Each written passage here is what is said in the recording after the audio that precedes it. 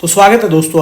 देखिए वैसे तो रेलवे स्टॉक्स पर अपडेट्स आती ही रहती हैं, लेकिन इस वीडियो में हम मेन इंपॉर्टेंट डिस्कशन करेंगे IRFC के ऊपर और साथ में कुछ डिविडेंड स्प्लिट और काफ़ी सारे बोनस शेयर पर भी बात करेंगे और कुछ और रेलवे स्टॉक्स हैं जिन पर हम स्टार्टिंग में डिस्कस करेंगे। ये समझना हमारे लिए काफ़ी ज़्यादा ज़रूरी है अगर रेलवे के शेयरों पर आपकी भी इन्वेस्टमेंट है या फिर आप करने की सोच। वीडियो को शुरू करने से पहले एक छोटी सी रिक्वेस्ट उन लोगों से करना चाहूँगा, चैनल पर फर्स्ट टाइम आए हैं तो चैनल को सब्सक्राइब जरूर कर लीजिए ताकि सारी अपडेट आप तक पहुँचती रहे। तो फिर शुरू करते हैं आज की वीडियो। मैं हूँ आपका दोस्त करण, तो स्वागत है आपका अपने ही चैनल। देखिए रेलवे PSU स्टॉक है, बड़े कमाल के एक्सपर्ट्स ने दी है खरीदने और बेचने की सलाह। क्या आपने खरीदा? तो यहाँ पर ये पॉइंट ये उठाते नजर आ रहे हैं, लेकिन ये समझना काफी ज्यादा जरूरी है कि रेलवे कई भागों वाले एक पूरे सिस्टम की तरह काम करती है। जब किसी रेलवे प्रोजेक्ट की घोषणा की जाती है तो एक कंपनी पैसे मुहैया कराती है, यानी कि IRFC क्या करती है, ऋण देती है, पैसा मुहैया भी करवाती है। दूसरी कंपनी विशेषज्ञ सलाह देती है और अन्य कंपनियां ट्रेन की पटरियां, स्टेशन, बिजली की लाइनें, ट्रेन के डिब्बे बनाने का काम करते हैं। इसीलिए जब सरकार रेलवे को ज्यादा पैसा देती है तो इससे सिर्फ एक कंपनी को ही नहीं फायदा होता, इसकी जगह इसमें शामिल सभी कंपनियां एक साथ फायदा उठाती है। तो ये पॉइंट रेलवे के लिए समझना काफी इंपॉर्टेंट है कि रेलवे स्टॉक्स के लिए सारी ही कंपनियों को उस चीज का फायदा मिलता है जब गवर्नमेंट यहाँ पर कोई बड़ा प्रोजेक्ट निकालती है। अब जरूरी नहीं है कि एक कंपनी मान लो वैगन्स का काम है 3 कंपनियों का, तो एक कंपनी के पास ऑर्डर आने के ज्यादा चांसेस रहेंगे। इसी तरह से सवाल उठता है कि रेलवे का जो इकोसिस्टम है क्या सरकार का अभी भी वो महत्वपूर्ण है?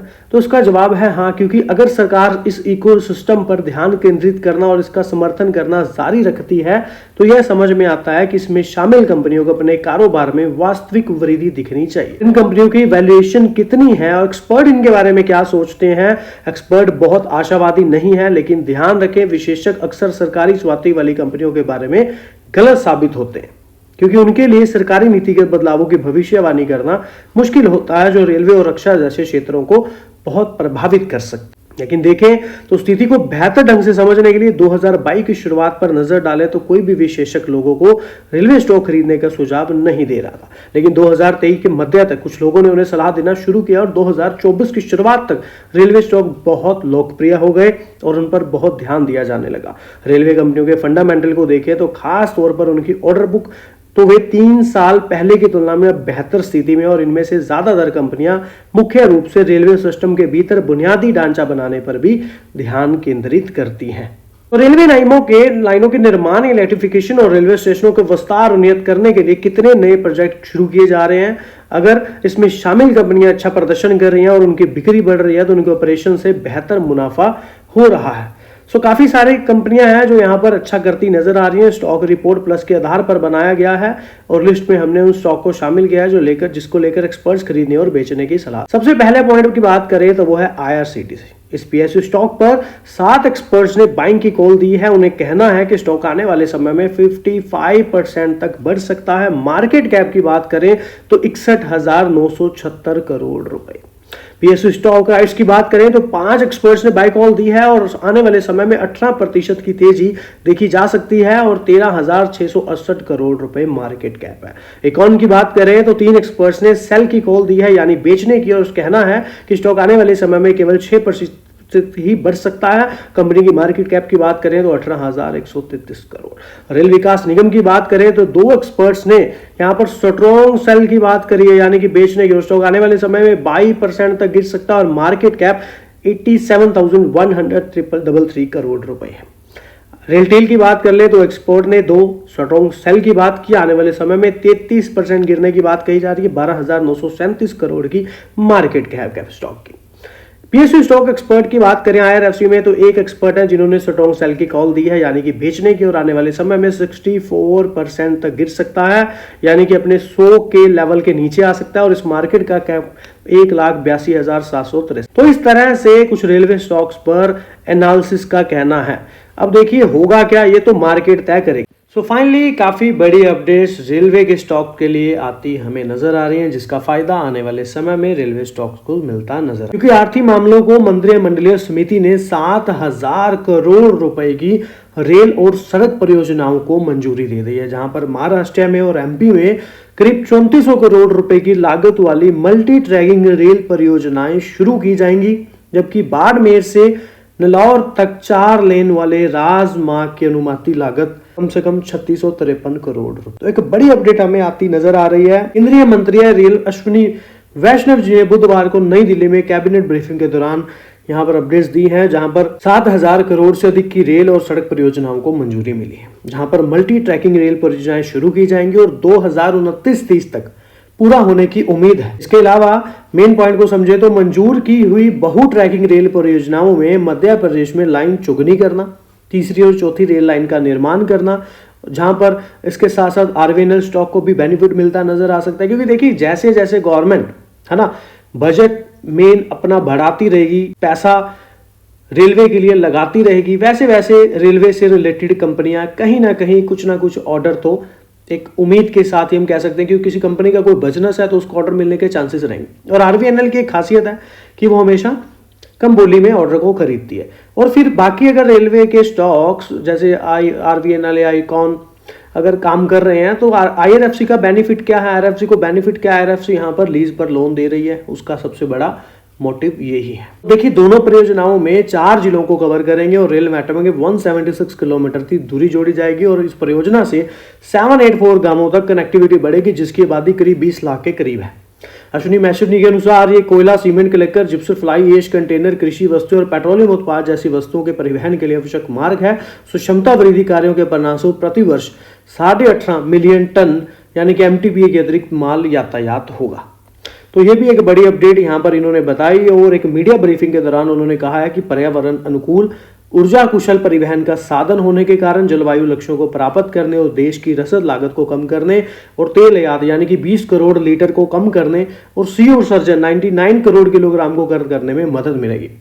तो इसी तरह से अलग अलग जगहों पर अलग अलग अमाउंट्स यहाँ पर बड़ी परियोजनाएं हमें रेलवे में देखने के लिए मिल रही है, जिसका इम्पैक्ट हमें स्टॉक्स पर भी देखने के लिए मिल सकता है। इस सही समय पर एक अपडेट हमें देखने के लिए मिली है, जबकि स्टॉक अपने चरम सीमा पर यानी कि अपने जो हैं रेजिस्टेंस के करीब इंपॉर्टेंट खड़े हैं इस समय। अगर वो होल्ड करके उसको ब्रेकआउट्स करते हैं रेलवे के काफ़ी सारे शेयर्स जो हैं, तो आगे हमें अच्छा सिनेरियो भी देखने के लिए मिल सकता है। अदरवाइज अगर वहां से डिक्लाइन होता है तो नीचे की तरफ सेलिंग का प्रेशर भी बन सकता है। दोनों ही चीजें साथ में हैं, लेकिन ये अपडेट रेलवे के लिए काफी अच्छा काम करती नजर आ सकती है, जिसका इंपैक्ट हो सकता है मंडे ट्यूसडे को ही बाजार में देखने के लिए मिले होगा। यानी ये तो मार्केट ही खैर तय करेगी, बट इनके द्वारा ऐसा बताया जाए। और उसके अलावा समझ लें तो एक नई अपडेट एनडीवी पर देखने के लिए मिल रही है। पीएम गति शक्ति योजना एमपी को मिली नई रेल परियोजनाएं। रेल मंत्री अश्विनी वैष्णव जी ने बहुत बड़ी खुशखबरी दी है, जहां पर 24,208 करोड़ की कुल लागत की बात कही जा रही है। अश्विनी वैष्णव जी ने बताया है कि प्रधानमंत्री गति शक्ति मास्टर प्लान के अतिरिक्त मध्य प्रदेश में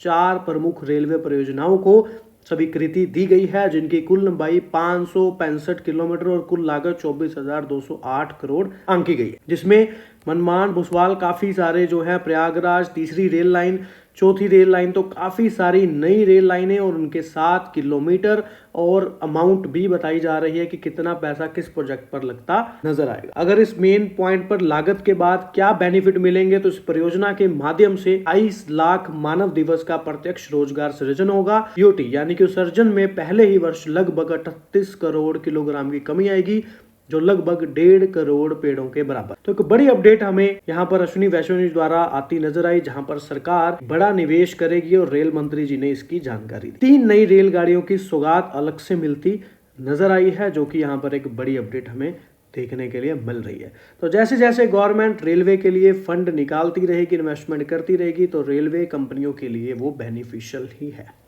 एलआईसी ने चुपचाप 3 नए स्टॉक जोड़ दिए, उसे क्या पता है जो हमें नहीं। तो एलआईसी शायद ही कभी बाजार को चौंकाती है। भारत के सबसे बड़े और सबसे रूढ़िवादी संस्थागत निवेशकों में से एक रूप में यह पश्चिमी नामों के साथ रहना पसंद करता है और सिर्फ बुनियादी बातों और पूर्वानुमानित नकदी प्रवाह के साथ परिपक्व व्यवसाय है। मार्च के शेयर होल्डिंग डेटा में एलआईसी ने चुपचाप अपने पोर्टफोलियो में 3 नई कंपनियां जोड़ी हैं। सभी पहली बार शामिल की गई हैं और कोई भी आकर्षक या नई सूचीबद्ध नहीं है, बस अपने अपने क्षेत्रों में काम कर रही स्थिर कंपनियां। बात कर लेते हैं आईआरएफसी की। तो भारतीय रेलवे की वित्तीय शाखा जो इसकी विकास आवश्यकताओं को पूरा करने के लिए धन जुटाने के लिए जिम्मेदार है और प्राथमिक कार्य भारतीय रेलवे की ओर से इंजन, यात्री कोच और वैगन खरीदने के लिए धन जुटाना और साथ ही रेलवे परियोजनाओं को वित्त पोषित करना है। तो 4-5 पॉइंट है, स्टेप बाय स्टेप समझने की कोशिश करते हैं। आईआरएफसी सार्वजनिक क्षेत्र के संस्थाओं जैसे आरबीएनएल और आईकॉन को ऋण देता है, लोन देता है और 31 मार्च 2025 तक IRFC के पास 4.6 ट्रिलियन की प्रबंधन के तहत संपत्ति यानी कि AUM थी, जिसमें से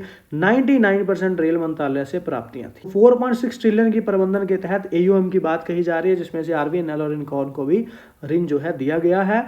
वहीं पर इतनी अधिक संधारणा जोखिम भी पैदा करती है और प्रत्येक वित्तीय वर्ष में रेल मंत्रालय IRFC को अपनी वित्तीय आवश्यकताओं के बारे में सूचित भी करता है, जिसे IRFC बाजार उधार के माध्यम से पूरा करता है। और इस प्रकार इस पोर्टफोलियो संकेंद्रण का अर्थ है कि IRFC का विकास पूरी तरह से इन बजटीय संस्थानों पर निर्भर है और यह जोखिम IRFC के स्थिर AUM में स्पष्ट है, यानी कि 2023 और 24 में 4.6 ट्रिलियन। क्योंकि देखिए सरकार ने कोई भी जो है नया अतिरिक्त वित्तीय संसाधन आवंटित नहीं किया, सो इसके अनुरूप IRFC की जो कुल उधारी भी 4.1 ट्रिलियन यानी कि 31 मार्च 2025 तक 4.1 ट्रिलियन पर स्थिर रही है उधारी। वित्त वर्ष 25 के लिए वृद्धिशील स्वतंत्र केवल 73 बिलियन था, 73 बिलियन। लेकिन वहीं पर इसी अति निर्भरता को कम करने के लिए IRFC ने उन संस्थाओं को वित्त पोषित करके विविधीकरण की योजना बना रहा है और भारतीय रेलवे के साथ आगे या पीछे का संबंध है। यह वर्तमान में इसी विविधीकरण का समर्थन करने के लिए, मतलब कि उसको अपग्रेड करने या बढ़ाने के लिए, उसका सपोर्ट करने के लिए सिस्टम और प्रक्रियाएं स्थापित कर रहा है। क्योंकि देखिए जैसे दुबे जी ने काफ़ी अच्छी स्टेटमेंट्स दी थी जो हमने आपके साथ शेयर करी थी, और स्थिर AUM के साथ IRFC की जो वित्तीय स्थिति में कोई भी वृद्धि नहीं हुई है। क्योंकि वित्त वर्ष 25 में जो शुद्ध ब्याज आय है वो 2% बढ़कर 67.7 बिलियन हो गई है और जो शुद्ध ब्याज मार्जिन है उसमें भी 4 आधार अंकों की वृद्धि के साथ 1.42 का सपोर्ट मिला है। यह समझना भी महत्वपूर्ण है कि IRFC अपनी रिटर्न कैसे कमाता है। और वहीं पर ये लागत है प्लस मॉडल का पालन करता है, मतलब कि जो अपनी उधारी लागत है, हो सकता है कुछ समझ ना आ रहा हो या फिर कुछ मतलब बोरिंग टाइप हो, लेकिन ये देखिए पॉइंट तो जो है वो तो बदलने नहीं वाले, लेकिन कुछ तो समझ आ रहा होगा इन पॉइंट्स में। आप देखिए जब लागत पल्स मॉडल का पालन करता है और अपनी उधारी लागत पर मार्क अप अर्जित भी करता है, मतलब कि रेल मंत्रालय के साथ MOR के साथ समझौते के तहत, जो रेल मंत्रालय के साथ MOR यानी कि समझौते के तहत रेलवे IRFC को अर्धवार्षिक किस्तों में चुकाता है, जिसमें फंड की लागत और सहमत मार्जिन शामिल होता है। और अगर बात करें पिछले वर्ष की तुलना में शुद्ध प्रॉफिट की, तो 1.4% बढ़कर 65 बिलियन हो गया, यानी कि 0.1% ही सुनिश्चित करते हैं और इसका लाभ मोटे तौर पर इसकी शुद्ध आय ब्याज के अनुरूप बना रहे। इसके अलावा समझे तो देखिए कंपनी की जो कुल संपत्ति पर रिटर्न है 25 में और 24 दोनों के लिए 1.3 अपरिवर्तित रहा है। तो रेल मंत्रालय ने वित्त वर्ष 26 के लिए कोई लक्ष्य निर्धारित नहीं किया और जिसका अर्थ है कि वित्त वर्ष 26 में वृद्धि स्थिर रहने की संभावना है। तिमाही में LIC की बात कर लें तो IRFC में 1.5% हिस्सेदारी खरीदी है LIC ने, क्योंकि देखिए मूल्यांकन के दृष्टिकोण से समझें तो IRFC फिलहाल 3.5 के प्राइस टू बुक वैल्यू पर मल्टी पर कारोबार कर रहा है, जो 4 साल के औसत पर 1x से अधिक है। तो यहाँ पर काफ़ी सारी चीज़ें हमने यहाँ पर समझी कि रेल मंत्रालय के साथ जो समझौता हुआ है उसमें अर्धवार्षिक किस्तों में चुकाता है और जिसमें फंड की लागत और सहमत मार्जिन भी शामिल होता है। इसके अलावा देखिए 26 में कोई वृद्धि स्थिर रहने की संभावना बनती नजर आ रही, क्योंकि कोई भी लक्ष्य अभी निर्धारित नहीं होता नजर आ रहा। बाकी दुबे जी ने जो स्टेटमेंट्स दी थी वो आप अलग से समझ सकते हैं, क्योंकि उनकी स्टेटमेंट्स भी काफ़ी अच्छी दी गई हैं, आगे भी मैंने शायद डिस्कस करी हुई हैं। इसके अलावा देखिए AUM पे हमने बात करी है कि कंपनी का इस समय उधारी बहुत है, जो कहीं ना कहीं जोखिम भी पैदा करती है। लेकिन ये अलग बात है कि फिलहाल मतलब जो समझते हैं सिस्टम को, क्योंकि भारत आपको पता है गवर्नमेंट का फोकस रेलवे पर बना रहता है, तो जिस वजह से यहाँ पर अगर गवर्नमेंट पैसा लगाती रहेगी रेलवे पर तो कहीं ना कहीं इन कंपनियों को भी बड़ा फायदा इन फ्यूचर मिलता नजर आ सकता है। दूसरा पॉइंट यहाँ पर समझे तो कंपनी हर साल करीब 2 डिविडेंड देती नजर आ रही है। 2023 में 2 डिविडेंड मिले, 2024 में 2 डिविडेंड मिले और फिलहाल 25 अभी चल रहा है तो 1 डिविडेंड देखने के लिए मिल चुका। एक्सपेक्टेशंस हैं कि आगे भी नवंबर दिसंबर या नवंबर के करीब या अक्टूबर के करीब 1 डिविडेंड और आता नजर आ सकता है। इसके अलावा समझे तो ट्रेंड में भी कुछ ना कुछ प्राइस स्ट्रेंथ बनती नजर आ रही है। ट्रेंड हम ये नहीं कह सकते कि बुलिश है, ना ही ये कह सकते कि बिरिश है, लेकिन ट्रेंड फिलहाल नेचुरल है। लेकिन RSI, MACD और MACD सिग्नल की बात करें तो इनमें कुछ प्राइस स्ट्रेंथ जरूर बनती नजर आ रही है, जो कि एक अच्छा पॉइंट है। म्यूचुअल फंड की बात कर लें तो अप्रैल मंथ के म्यूचुअल फंड डाटे के अपडेट के अकॉर्डिंग 4,08,000 के स्टॉक्स का करीब चेंज हुआ है। 49 म्यूचुअल फंड ने बाय किया है, 13 म्यूचुअल फंड ने सेल किया है।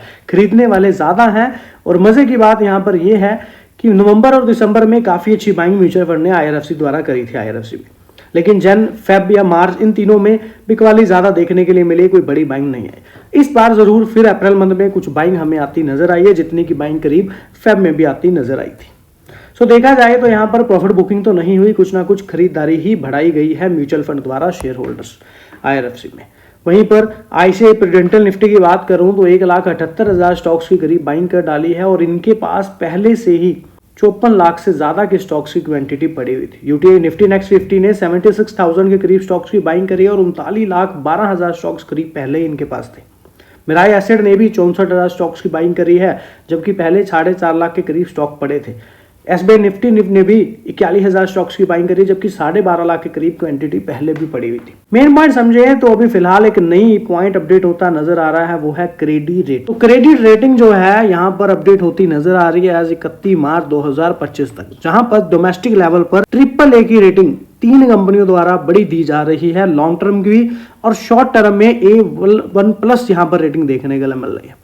इंटरनेशनल तक की बात करें, मूडीज द्वारा, स्टैंडर्ड एंड पुअर, फिच और जापानीज क्रेडिट रेटिंग द्वारा भी B+ यहाँ पर करीब करीब रेटिंग जो है देखने के लिए मिल रही है, Baa3। एक अच्छी रेटिंग हमें IRFC में देखने के लिए मिल रही है। एज बोरिंग्स की बात करें तो भी यहाँ पर एक अच्छा सिनेरियो हमें डिवर्सिफाई होता फंडिंग का नजर आ रहा है। इन पॉइंट यहाँ पर समझे तो कंपनी ने NTPC फाइनेंस लीज किया है, सैंक्शन किया है 700 करोड़। सेकंड, यहाँ पर रिन्यूएबल एनर्जी के साथ भी एक बड़ी पार्टनरशिप होती नजर आई। MOU हुआ है REMEC के साथ, जहाँ की रेलवे रिन्यूएबल एनर्जी प्रोजेक्ट्स के लिए। फिर यहाँ पर रिन्यूएबल एनर्जी पर भी काफी बड़ी फंडिंग करी गई है, जहां पर 5,000 करोड़ लोन किया गया है NTPC renewable energy limited. Broking finance पर भी कंपनी 1 होती नजर आई है, लोएस्ट बीट लगाती नजर आई 3167 करोड़ की। इसके अलावा भी समझे तो फिलहाल NTPC रिन्यूएबल एनर्जी और NTPC दोनों के साथ ही सैंक्शन करती 5700 करोड़ तक के नजर आई है, जो टोटल सैंक्शन हुआ है। वहीं पर डिस्बर्समेंट्स की बात कर लें तो 732 करोड़ देखने के लिए 12.8% का सैंक्शन अमाउंट देखने के लिए मिल रहा है। ये काफी की पॉइंट्स रहे हैं Q4 की रिजल्ट से पहले, जो हमें यहाँ पर फिलहाल देखने के लिए कंपनी में मिले हैं और एक अच्छा पॉइंट यहाँ पर बनता नजर आया है कंपनी। भारतीय रेलवे वित्त निगम यानी कि IRFC ने नए बॉन्ड सूचीबद्ध किए, BSE ऋण खंड पर कारोबार शुरू हुआ। इंडियन रेलवे फाइनेंस कॉर्पोरेशन ने Bombay stock exchange debt segment में नई ऋण प्रतिभूतियों के सूचीबद्ध किया है और यह लिस्टिंग 21 मई 2025 को प्रभावी हुई है और ये बॉन्ड प्राइवेट प्लेसमेंट के जरिए जारी किए गए हैं। 3 लाख बॉन्ड जारी किए गए हैं। प्रत्येक बॉन्ड का अंकित मूल्य 1 लाख है। मार्केट लॉट 1 बॉन्ड है। इन बॉन्ड पर प्रति वर्ष 6.65% की निश्चित ब्याज दर लागू होती है और 2026 से यानी कि 15 अप्रैल से शुरू होकर 20 मई 2030 तक हर साल ब्याज का भुगतान किया जाएगा और निवेशकों को पूरी राशि 20 मई 2030 को वापस कर दी जाएगी, जो कि रिडम्पशन तिथि है। बॉन्ड की स्क्रिप आईडी कुछ इस तरह से है, स्क्रिप कोड कुछ इस तरह के और विस्तृत नाम कुछ इस तरह से। और इस बॉन्ड को शीर्ष एजेंसियों ने उच्चतम रेटिंग मिली है। केयर AAA स्टेबल, क्राइसिल ने भी AAA और आइकरा ने भी AAA। से पता चलता है कि ये बॉन्ड बहुत सुरक्षित है और इनमें जोखिम कम है। बॉन्ड का कारोबार केवल इलेक्ट्रॉनिक मैरिटलाइज फॉर्म में ही किया जा सकता है। न्यूनतम मूल्य परिवर्तन या टिक साइज 1 पैसा ही है।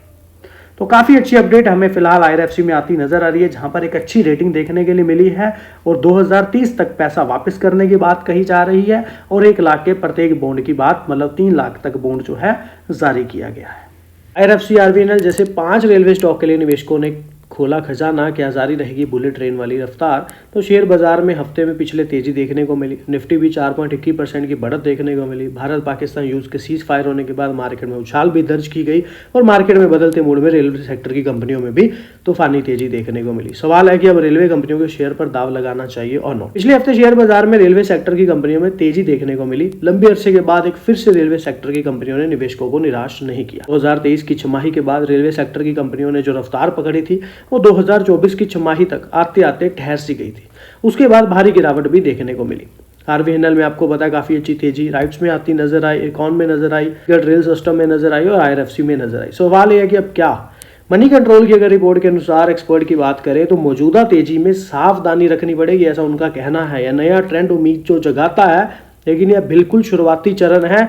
ऐसे निवेशक जो मीडियम से लॉन्ग टर्म इन्वेस्टमेंट करते हैं उनके लिए रेलवे स्टॉक अच्छा साबित हो सकता है। तो यहाँ पर चौकन्ने रहने की बात कही गई है, लेकिन लंबे समय के लिए तो कोई दिक्कत नहीं है। शॉर्ट पीरियड के लिए यहाँ पर शुरुआती चरण में ट्रेंड जो है उम्मीद जगाता है, लेकिन शुरुआती चरण है इसीलिए सावधानी जो है चौकन्ने रह करके धीरे धीरे से स्टेप जो है ले जा सकता है। जैसे 20 रुपए भी निवेश कर रहे हैं तो 5-5 करके 20 बार में निवेश करें। जैसे जैसे स्टॉक 5-5 पॉइंट 10-10 पॉइंट गिरता है थोड़ा थोड़ा एक्यूमुलेशन करते हैं, लंबे समय में अच्छे रिटर्न बनेंगे और एक अच्छी एवरेज पे स्टॉक बना रहेगा। वहीं पर IRFC पर भी एक पटरी पर जानिए कैसे रहे ट्रेंड और टारगेट। तो 18 नाउ के खास बातचीत शो में राजेश पलविया ने कहा है कि रेलवे शेयरों में पॉजिटिव गति अभी भी बनी रह सकती है क्योंकि इनमें गिरावट के संकेत दिख रहे हैं। उसके अलावा एक्सिस सिक्योरिटीज का राजेश पलविया है जिन्होंने यहाँ पर बात की है। उन्होंने कहा है कि IRFC के शेयरों ने ब्रेकआउट दिया है और मौजूदा चार्ट स्ट्रक्चर पॉजिटिव दिख रहा है और साप्ताहिक चार्ट पर भी IRFC ने 10-11 हफ्तों के लंबे कंसोलिडेशन के बाद फिलहाल ब्रेकआउट जोन है। बाजार विशेषज्ञ ने कहा है कि तेज गिरावट और निचले स्तरों पर लंबे समय तक समेकन के बाद रेलवे शेयरों में तेजी आई और अल्पावधिक शेयरों में 10% तक की तेजी की उम्मीद है। तो IRFC के शेयर 135 रुपए से ऊपर रहेंगे तब तक तेजी सकारात्मक जारी रहेगी पॉजिटिव। IRFC के शेयरों के लिए इनका जो टारगेट है वो 145-150 का दे रहे हैं। तेजगढ़ में भी यहाँ पर रेलवे सिस्टम पर भी इन्होंने रेलवे के शेयर 890 के ऊपर टिकते हैं तो अगला टारगेट 980 होगा। आएंगे या नहीं आएंगे तो मार्केट ही तय करेगा फिलहाल, लेकिन यहाँ पर एनालिसिस द्वारा कहना है काफी कुछ। बात कर लेते हैं IRFC शेयर के बारे में। सुमित बागड़िया जी हैं रेकमेंड करते शेयर्स को नजर आ रहे हैं। IRFC पर बाइंग के टारगेट की बात की है, टारगेट 148 का बताया है, स्टॉप लॉस 13 का बताया है। एक ब्रेकआउट कैंडल की बात की है, लॉन्ग बॉडीज ग्रीन कैंडल और हाईएस्ट सिंगल डे वॉल्यूम की बात कही गई है। स्ट्रेंथ बताई जा रही है, कंफर्म किया जा रहा है पोटेंशियल ट्रेंड जो रिवर्सल होता नजर आ रहा है। एक न्यू अप ट्रेंड देखने के लिए मिल रहा है जो IRFC को 148 तक लेकर या उससे ऊपर लेकर के जा सकते हैं, ऐसा सुमित बागड़िया का कहना है। RSI 66.3 पर देखने के लिए मिल रही है जिसका मतलब पॉजिटिव मोमेंटम बना हुआ है, मतलब एक स्ट्रेंथ बनती नजर आ रही है। अगर IRFC शेयर प्राइस होल्ड करता है अब द वॉल्यूम वेट एवरेज के तो यहाँ पर अप्रोक्सीमेटली 136 के करीब बताया जा रहा है और रिकवरी होती एंटीसिपेट कमिंग सेशंस में भी नजर आ सकती है, ऐसा इनके द्वारा कहना है। तो IRFC का शो करता साइन जो है रिकवरी शॉर्ट टर्म में हो सकती है और ब्रेक अब 140 को करता है तो एक नई अपॉर्चुनिटी बनती है ऑन डिप्स। यहाँ पर देख सकते हैं 133 को स्टॉप लॉस बना करके 148 तक का टारगेट इन्होंने यहाँ पर दिया है। अब ऐसा होगा या नहीं ये तो मार्केट ही बताएगा। अलावा समझ लें तो यहाँ पर न्यूज 18 पर देखने के लिए बुलिश रिवर्सल पैटर्न की बात कही जा रही है और ब्रेकआउट के बाद रुकने नहीं वाला ये स्टॉक अहम लेवल। तो IRFC जबरदस्त तेजी देखने के लिए मिली, नो डाउट सेक्टर सबसे ज्यादा नजरों में आने वाली कंपनियों में से एक बन गई। इसके पीछे दो वजह आई सामने, एक टेक्निकल संकेत, दूसरी भारत में रेलवे इंफ्रास्ट्रक्चर पर हो रहा है बड़ा खर्च, जो कि मैं आपके साथ वैसे शेयर करता ही हूँ। ऑक्टोविट्स की रिपोर्ट के अनुसार सेबी रजिस्टर्ड एडवाइजर प्रमीला बालकला ने IRFC को एक मजबूत सरकारी कंपनी बताया, भारतीय रेलवे के लिए फाइनेंस उपलब्ध कराने का एक मात्र जरिया और मतलब कंपनी का इस क्षेत्र में एक तरह से एक अधिकार और सरकार इसे 100% गारंटी भी देती है और साथ ही अब कंपनी को रेलवे से लंबी अवधि के लिए किराए की कमाई भी होती रहती है जिसकी उसकी आमदनी में स्थिरता बनी रहती है। IRFC निवेशकों को अच्छा डिविडेंड भी देती है, इसमें तो नो डाउट कि प्रॉफिट मार्जिन अच्छी है और फिलहाल यह शेयर सस्ते वैल्यूएशन पर उपलब्ध है, पर पी रेशो पर मुझे थोड़ा डाउट है, यहाँ पर पी रेशो ज्यादा है। इनके द्वारा ये कहा जा रहा है कि जो बताता है कि शेयर अब भी सस्ता और लंबी अवधि के लिए अच्छा मौका हो सकता है। आप एक बार देख सकते हैं पी रेशो कितना है। टेक्निकल के नजरिए से IRFC के शेयरों में मजबूती के संकेत मिल रहे हैं और पेला का कहना है, प्रमीला का RSI 53.2 तक पहुंच गया है, शेयर में वॉल्यूम भी बड़ा है जो बताता है कि लोग इसे खरीद रहे हैं। शेयर 20 और 50 दिन की मूविंग एवरेज से ऊपर ट्रेड कर रहा है जो निकट भविष्य में तेजी का संकेत देता है। उन्होंने यह भी बताया कि 100 से 95 के स्तर बड़े इंस्टीट्यूट इस शेयर को खरीदना पसंद करते हैं। अगर शेयर 130 रुपए से ऊपर मजबूती के साथ निकल जाता है तो 165 से 180 रुपए तक तेजी आ सकती है और लंबी अवधि में 200 से 230 तक के टारगेट संभव है, यानी यहाँ से करीब 80% की बढ़ोतरी की संभावना बन सकती है।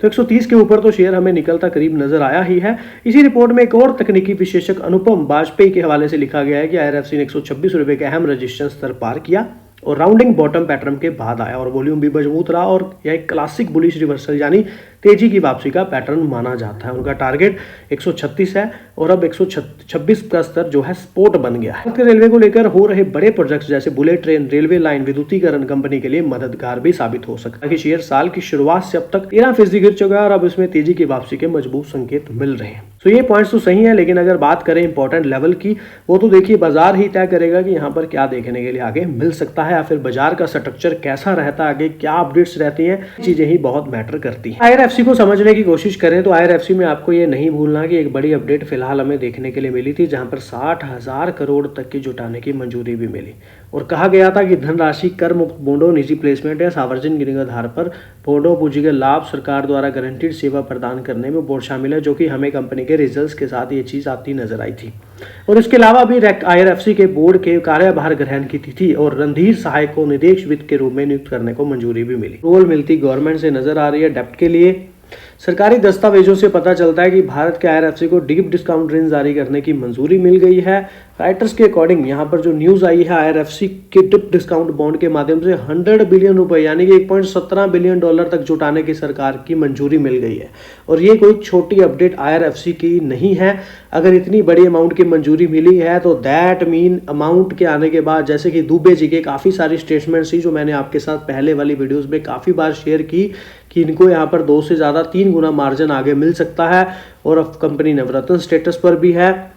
तो यहाँ पर देखिए कॉर्पोरेट बॉन्ड संरचना है जो सरकारी कंपनियों के बीच लोकप्रिय हो रही है और डीप डिस्काउंट बॉन्ड आमतौर पर उन्हें अंकित मूल्य पर छूट पर जारी किए जाते हैं जो नियमित ब्याज नहीं देते या शून्य कूपन नोटों के समान विशेषता जो पुनर्निवेश जोखिमों को दूर करता है और उसके बजाय बॉन्ड को परिपक्वता और अक्ति मूल्य पर भी बनाया जाता है जिससे निवेशकों को उनके निवेश पर अच्छा रिटर्न मिलता है। 14 मई को सार्वजनिक रूप से उपलब्ध सरकारी दस्तावेज से पता चला है कि IRFC के पास 10 साल की परिपक्वता अवधि वाले deep discount zero coupon bond के जरिए मार्च 2027 के अंत तक धन जुटाने का समय है और यह बॉन्ड 49.16 बिलियन रुपए की छूट पर जारी किया जाएगा। और IRFC में टिप्पणी मांगने के लिए राइटर्स की ईमेल का जवाब नहीं दिया। कम से कम 6 भारतीय सरकारी कंपनियों ने डीप डिस्काउंट बॉन्ड जारी करने के लिए सरकार की मंजूरी मांगी है, जिसमें IRFC पिछले 3 महीनों में मंजूरी प्राप्त करने वाली housing and urban development corporation हुडको and PFC power finance corporation के बाद तीसरी इकाई बन गई। हालांकि मर्चेंट बैंकों के अनुसार निवेशकों की कमजोर रुचि के कारण अनकश मूल्य निर्धारित करने के लिए PFC को भारी छूट वाले बांडों को माध्यम से जुटाने की योजना को स्थगित करना पड़ा। बाकी अब ये होगा या नहीं ये तो मार्केट ही तय करेगा। आगे हम IRFC पर ही इंपॉर्टेंट अपडेट्स जो हैं डिस्कस करेंगे एंड पर डिविडेंड शेयर्स के बारे में बात करें। क्या आपको अल्पवादिक में, मध्यम अवधि में मतलब मीडियम टर्म में कोई स्टॉक के नई आईडी की आवश्यकता है या फिर विश्लेषकों की नज़र में कौन से वो स्टॉक है जो नवरत्न PC हैं या फिर कुछ स्टॉक अच्छे बेटर बनते नजर आ सकते हैं तो खरीदने योग्य है स्टॉक। विश्लेषक ने कहना है कि 34% तक मजबूत लाभ के लिए इंटरग्लोबेशन और IRFC को खरीदने की सिफारिश है। खरीदने के लिए अनुकूल भारतीय शेयर बाजार जबरदस्त उछाल आपको पता है 12 मई को आता नजर आया, लेकिन कहीं ना कहीं आज भी एक फॉल आता बाजार में नजर आया। सो इन सभी के जो देखते हुए IRFC पर जो है 134 157 तक के टारगेट देखने के लिए मिल रहे हैं। बोनांजा के वरिष्ठ तकनीकी संशोधन विशेषज्ञ कुणाल कांबले ने नवरत्न PSU स्टॉक को खरीदने की सिफारिश की है, जहां पर उन्होंने टारगेट 157 तक के बताए हैं। इसके अलावा समझ लें तो 109 रुपए पर करीब सपोर्ट बताया है IRFC का और एक गैप अप ओपनिंग के साथ जोरदार वापसी की है और कीमत जो है 21 डे जो डबल एक्सपोलेशन मूविंग एवरेज है उससे ऊपर बनी हुई है और तेजी के संकेत भी हैं और RSI भी कीमत और गति के बीच एक तेजी का विचलन स्पष्ट है।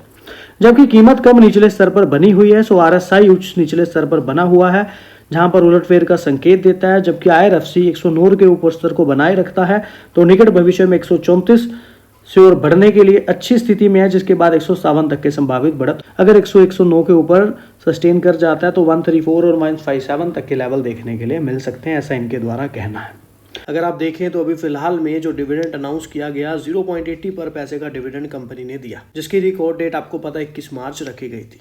इसके अलावा भी समझे तो कंपनी ने कुल मिलाकर के शेयर धारकों को बार लाभांश जो दिया है या भुगतान किया है या फिर डिविडेंड दिया है, IRFC ने अब तक अपने शेयर धारकों को करीब 7 रुपये 5 पैसे का भुगतान किया है और साल में 2 बार डिविडेंड IRFC का देखने के लिए मिल जाता है। वहीं पर 0.80 रुपये के डिविडेंड के अलावा समझें तो कंपनी ने यहाँ पर 1.5 रुपये 1.43 1.83 का डिविडेंड 2021-22 में भी देखने के लिए मिला। 52 वीक हाई लो की बात करें 108 से 229 तक का सफर IRFC में हमें होता नजर आया है। तो IRFC मेट्रो और रैपिड रेल परियोजनाओं पर भी विविधता लाकर विकास की ओर आगे बढ़ने की बात कर रही है।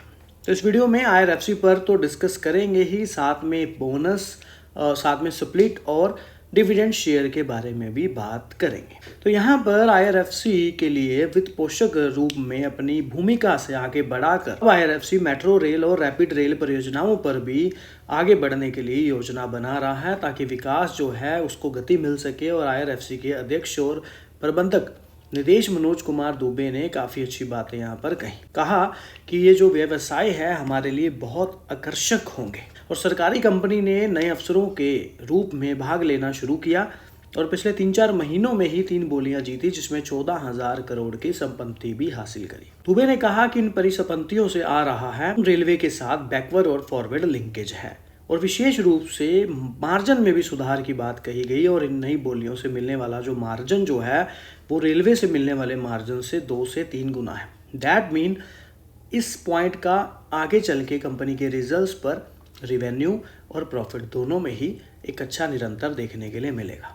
क्यों? क्योंकि देखिए अभी जो रेलवे से इनको मार्जिन मिलता है और जो अब ये बोली इन्होंने जीती हैं ये 2 से 3 गुना ज़्यादा है। और 2026 के लिए IRFC लगभग 30,000 करोड़ के स्वतंत्र को लक्षित कर रहा है, जो उच्च मार्जिन को देखते हुए रेलवे ऋण के लगभग 90,000 करोड़ के बराबर होगा। यहाँ पर एक प्रश्न आता है कि प्रबंधन जो है, जो AUM है, जो क्वार्टर ऑन क्वार्टर आधार पर घटी है, तो क्या 2025-26 के लिए किस तरह से वृद्धि का अनुमान लगा रहे हैं? तो वित्त वर्ष 2024-25 बहुत ही स्थिर तरीके से बंद हुआ और फ्लैट निर्देशों का कारण पिछले 2 वर्षों से जो कि 21-22 और 22-23 रहे, उसका अच्छा प्रदर्शन करने के बाद हमारे पास शायद ही कोई स्वतंत्र हुआ। और इस कारण रेलवे जो है अधिक बजट संस्थानों के माध्यम से किसी भी स्वतंत्र की मांग नहीं कर रहा था, क्योंकि पिछले कुछ वर्षों में सरकारी बजटीय सहायता बहुत अधिक थी। लेकिन अगर बात करें 2024-25 की जो अंतिम तिमाही में इन्होंने विविधीकरण करने का फैसला किया है, और इस कंपनी के लिए ये गेम चेंजर साबित होने वाला है, क्योंकि 40 वर्षों से हमारे पास केवल एक ही ग्राहक था, लेकिन भारतीय रेलवे और वहाँ मार्जिन 35-40 हज़ार के अंकों का था। सो उन परिसंपत्तियों से विविधता लाना शुरू कर दिया है और भारतीय रेलवे की मदद कर रही है। इस कैलेंडर वर्ष पिछले 4 महीनों में 14,000 करोड़ की संपत्तियां जुटाई हैं और इसमें मार्जिन भी ज़्यादा है।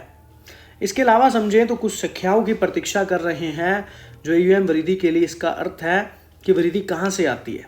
तो CSB बैंक को स्थायी गिरावट के बाद 4% मार्जिन पर लौटने का भरोसा। अगर मैं आपको एक संख्या बताऊं तो वित्त वर्ष 2025-26 लगभग 30,000 करोड़ करने का लक्ष्य है, जो कि हमने पहले भी डिस्कस किया। और मेन पॉइंट हम यहाँ पर यही लेकर के चलते हैं कि मेट्रो रेल और महानगरों के बीच रैपिड रेल में विविधता ला रहे हैं और ये व्यवसाय हमारे लिए बहुत ही आकर्षक होंगे। रेल यात्रा में क्रांति लाने के लिए भारतीय रेलवे की मेगा योजना। यहाँ पर अश्विनी वैष्णव जी ने अगले 2 से 3 वर्षों में 100 अमृत भारत, 50 नमो भारत और 200 वंदे भारत तक की यहाँ पर निर्माण के लिए ट्रेनों की बात यहाँ पर कही। इसके अलावा समझे तो यहाँ पर 2025-26 के बजट में जो भारतीय रेलवे के उन्नयन पर सरकार का ध्यान जारी है, 2.52 लाख करोड़ रुपए का आवंटन किया गया और वैष्णव जी ने 4.6 लाख करोड़ रुपए की नई परियोजना पर भी प्रकाश डाला।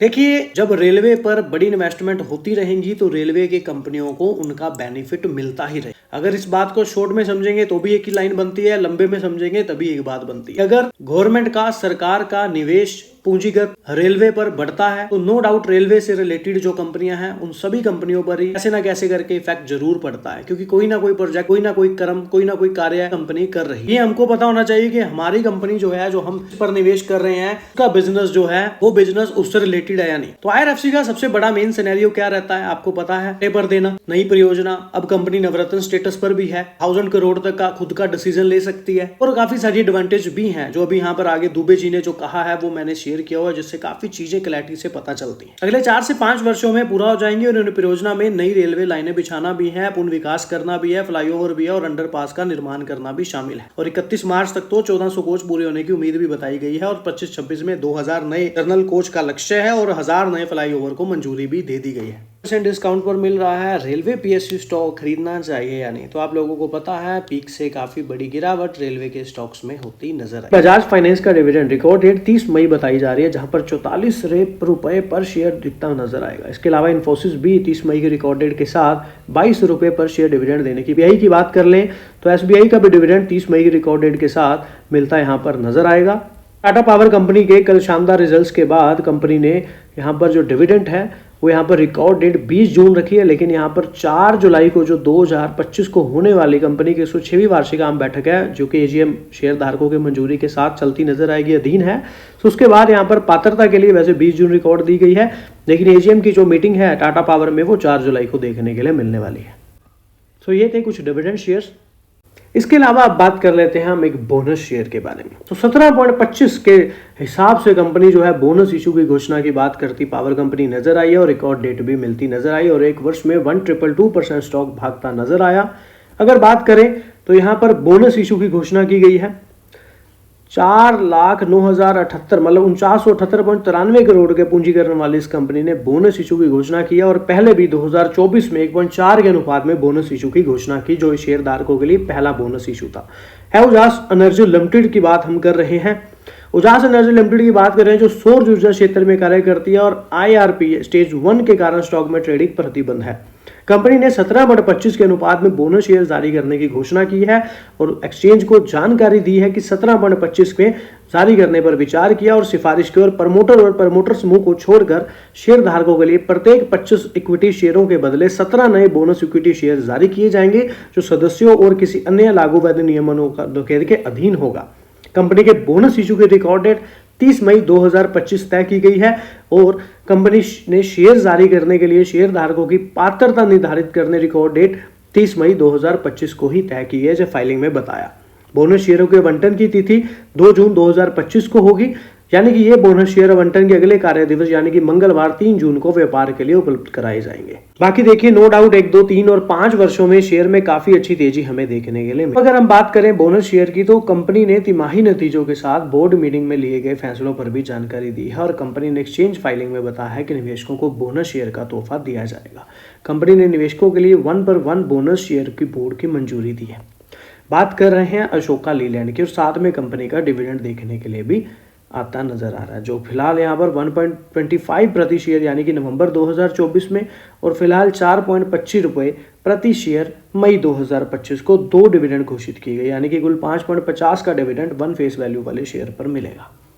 तो फिलहाल कंपनी ने अपने नतीजे जारी किए जिसमें बोनस भी देखने के लिए अनाउंस किया गया। रिकॉर्ड डेट अभी डिसाइड प्रॉपर नहीं हुई है, आगे देखी जाएगी। मदरसन का Q4 का मुनाफा आता नजर आया, साथ में डिविडेंड और बोनस शेयर का भी ऐलान होता नजर आया। तो यहाँ पर 0.35 रुपए का फाइनल डिविडेंड मंजूर होता नजर आया है।